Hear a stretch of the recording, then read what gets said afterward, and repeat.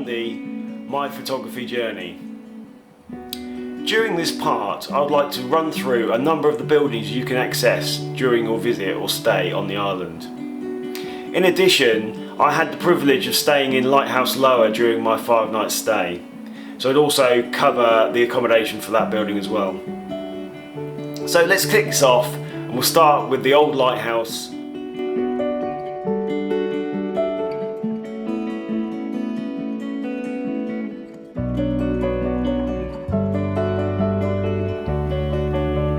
The old light was built in 1819 at a cost of £36,000. It was constructed out of granite blocks. The lighthouse has a total of 147 steps to the top and stands a total of 96 feet high.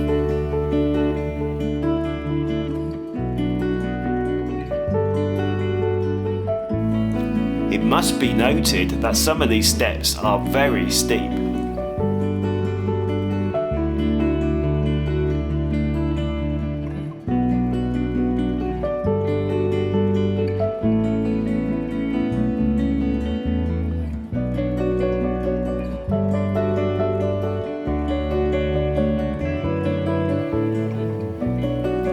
At the very top of the lighthouse, there are 2 deck chairs that give you the option to sit back, relax and admire the stunning 360-degree views of the whole island.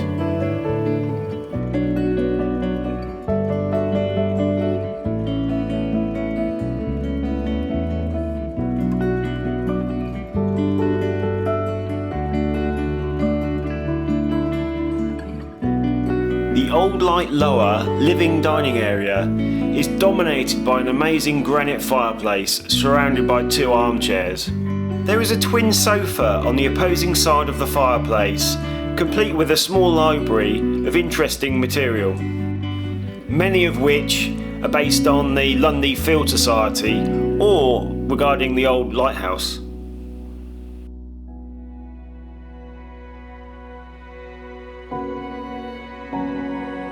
A compact but well-equipped kitchen is provided in Old Lighthouse Lower. All groceries can be purchased from the Lundy shop, which I'll go into in a bit more detail later on. Adjacent to the entrance door and the kitchen, there is a compact but very functional shower, toilet and washhand basin.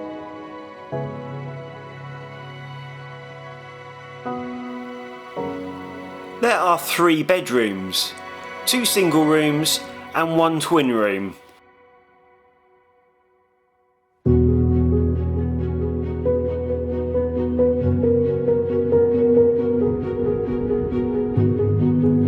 The Lundy Field Society occupied the old light between 1946 and 1968. Unfortunately, our stay at the Old Light Lower is now over. We're heading back to Morisco Tavern.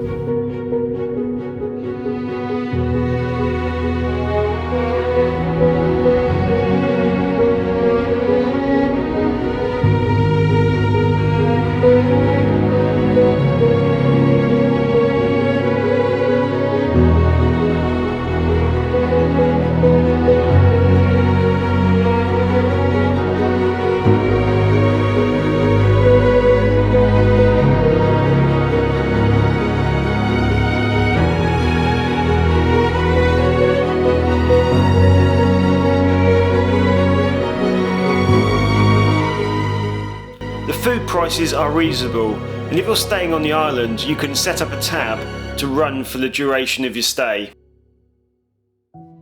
The food quality in the tavern is superb, and we ate there every night during our stay, including breakfast. Local Lundy produce is also served within the tavern, typically lamb. The tavern serves a good selection of beers, wines and spirits, and they're comparably priced with the mainland.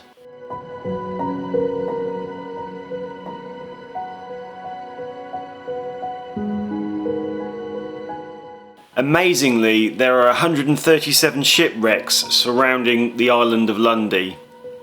Many of the shipwreck relics are hanging on the tavern walls.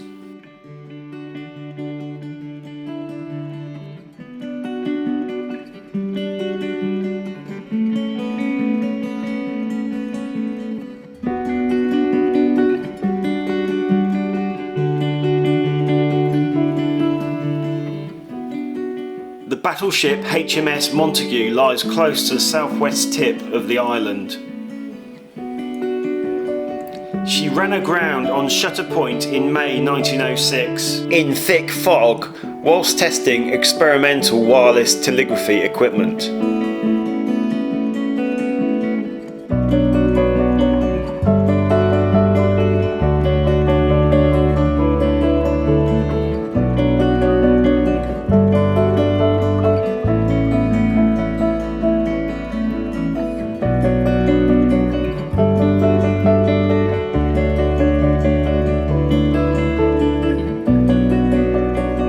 You can pre-order your food to arrive at your accommodation prior to your travel.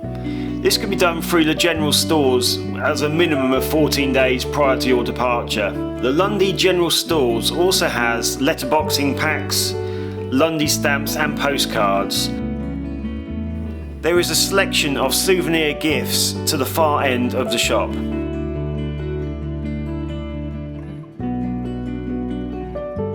Generally, there is a good selection of fresh and frozen produce, including ice creams, which you can enjoy on a nice warm hot summer's day.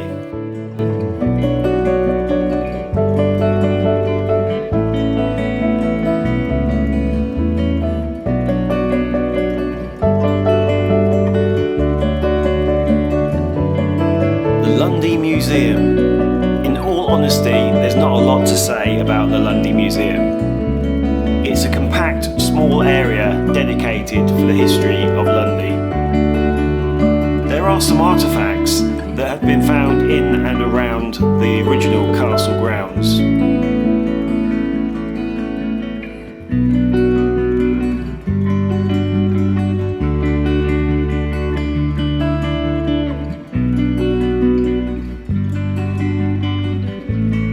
St. Helen's Church. The present square-towered stone church was built in the mid-1890s. The church was designed by eminent Victorian architect John Norton. It was completed in 1896 and consecrated on the 17th of June 1897.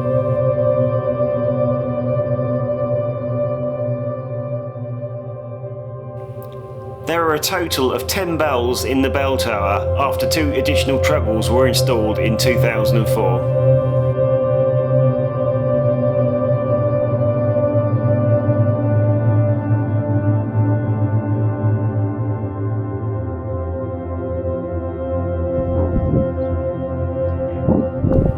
From St. Helen's Church, it's only a short stroll back to the High Street, where the Lundy Post Box and the management office is located, directly next to Morisco Tavern.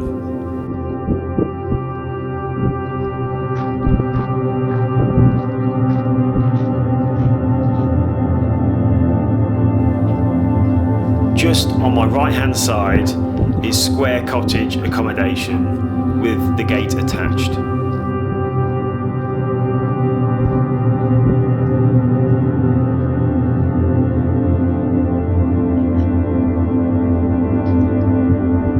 Just as we pass, I believe this is the Old House North and South Courtyard Accommodation.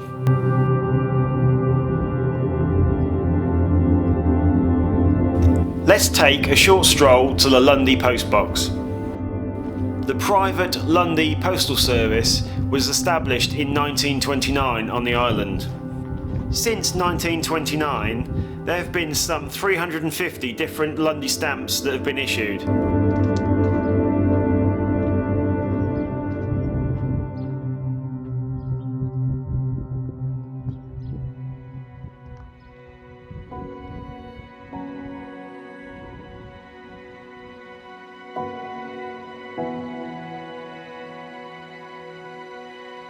Milcombe House was built in 1835 for the Heaven family. It sleeps 12 and forms part of the Landmark Trust available accommodation.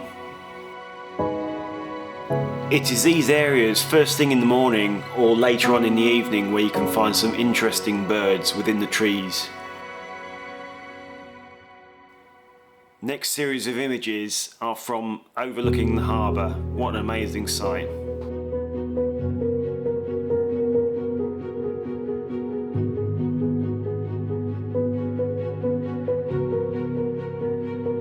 Views over the southwest shoreline. Around this area you can find peregrine falcons.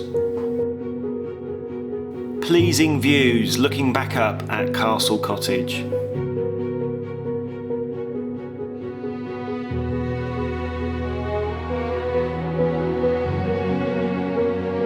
The path leading down to the battery. This is the best location to get portrait shots of puffins. If you go past the battery buildings, you can see an opening, which is perfect location to take photos of puffins landing.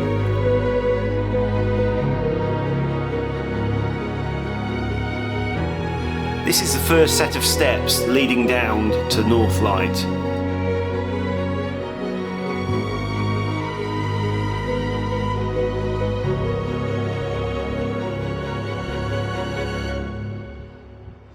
The north and south lighthouses were built when the old light was abandoned in 1897. The old light was abandoned because it was so often obscured by fog, being so high above sea level.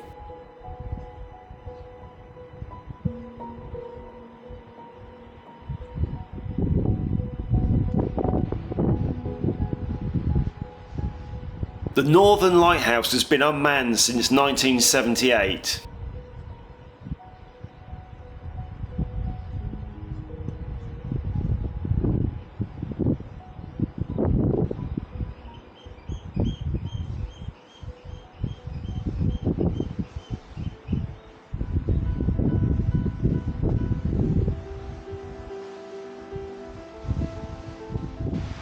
There's a number of names I've seen for this location: Kittiwake Gully, Seal Steps, or North Light Landing Platform. This is the most amazing location to witness the auks flying in through Kittiwake Gully to their nesting ledges. All of my guillemots, razorbills and puffin in-flight shots was taken from this location in part 1.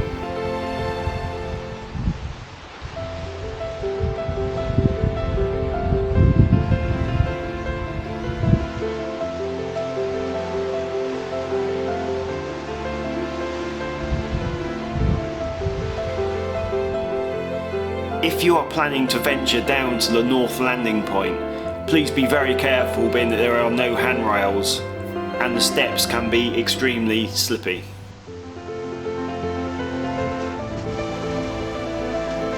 But once you reach the bottom, the views are spectacular.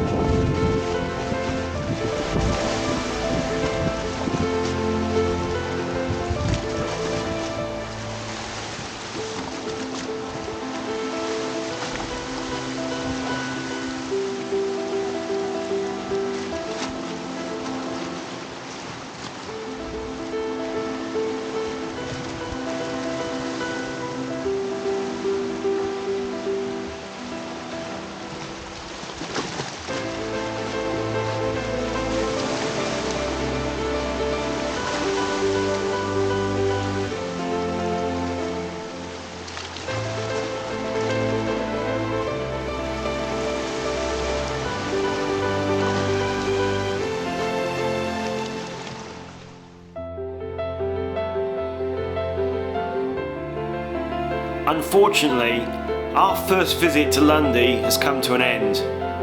What an amazing 5 full days on the island. Time to get back on the MS Oldenburg for our 2-hour journey back to Ilfracombe. Please note, All content of my videos are based on my experience. Please clarify any items with Lundy offices or the Landmark Trust. Please join me for a brief part 3, where I'll summarise my thoughts of the island, considerations for one-day travellers, and a brief guide to the travel from Ilfracombe.